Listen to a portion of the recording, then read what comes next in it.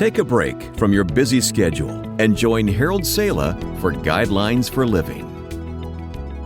The Dead Sea in Israel is 5 times saltier than ocean water. Consequently, it's almost impossible for someone to drown in it.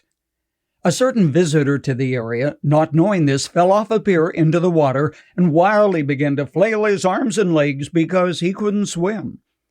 The minerals in the water stung his eyes and only multiplied his distress.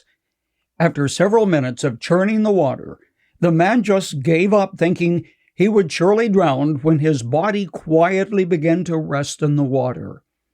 At that point, a local area resident calmly reached down with an extended arm and pulled him to safety. Man's extremity is God's opportunity, said someone. That's true.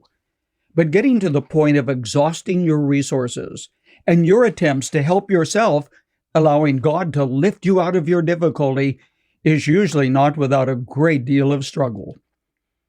When God led the children of Israel into the Promised Land, so wrote the writer of the book of Hebrews, God gave them rest. Here's how he put it. There remains then a Sabbath rest for the people of God. For anyone who enters God's rest also rests from his own work, just as God did from his.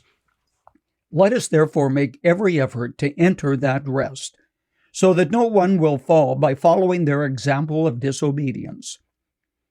Friend, there comes a point in your life when you realize you are not in control, that the difficulties that confront you are more than you can handle. Then you realize God is the only one who can take care of this. Only then are you a candidate for God's grace and help. 4 steps are necessary for this to happen. You can take the English word rest, R-E-S-T, and form an acrostic. The R stands for relax. That's when you cease from your own striving and turn things over to the Lord.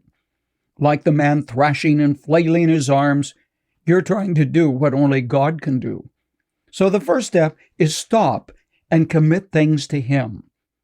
Talking about their financial situation, a wife told her husband, "There's nothing we can do now but pray."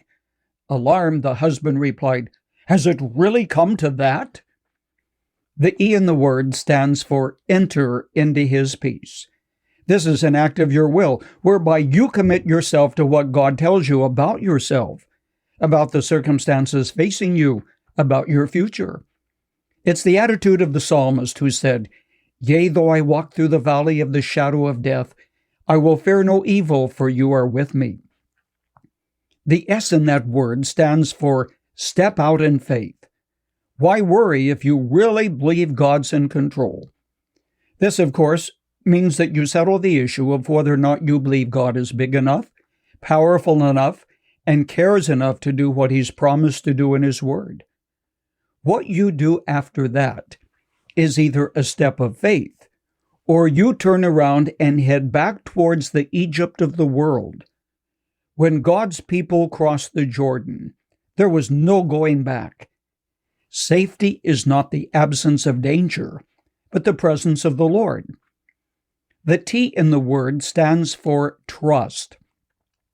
Faith has 2 components, belief, which is intellectual, and trust, which is personal, experiential, and appropriational.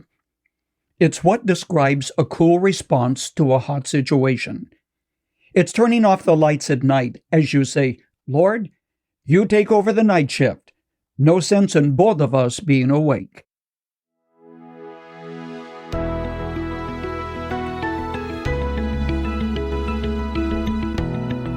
You've just heard Guidelines for Living.